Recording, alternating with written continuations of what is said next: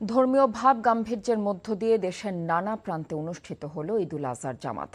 মুষলধারে বৃষ্টির মধ্যে সকাল ৯টায় হাজার হাজার মুসল্লির অংশগ্রহণে দেশের অন্যতম বড় জামাত কিশোরগঞ্জের শোলাকিয়া ময়দানে অনুষ্ঠিত হয়েছে।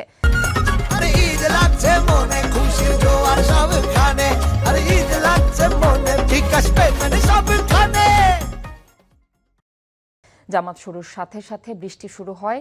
এর মধ্যেই খোলা মাঠে নামাজ আদায় করেন মুসল্লিরা। সকাল 8:30টায় দেশের দ্বিতীয় বৃহত্তম ঈদ জামাত দিনাজপুর গোড়ের শহীদ ময়দানে অনুষ্ঠিত হয়েছে। দুর্যোগপূর্ণ আবহাওয়ার কারণে খুলনা সার্কিট হাউস ময়দানের পরিবর্তে ঈদুল আজহার প্রধান জামাত অনুষ্ঠিত হয়েছে সকাল 7টায় টাউন জামে মসজিদে। নাটোর কেন্দ্রীয় ঈদগাহ মাঠে সকাল 6:45টায় ঈদের প্রথম জামাতে নামাজ আদায় করেন জাতীয় সংসদের হুইপ রুহুল কুদ্দুস তালুকদার দুলু।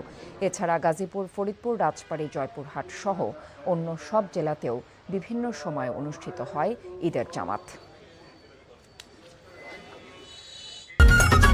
ঈদ লাগছে মনে খুশির জোয়ার সবখানে, আর ঈদ লাগছে মনে বিকাশ পেমেন্ট সবখানে।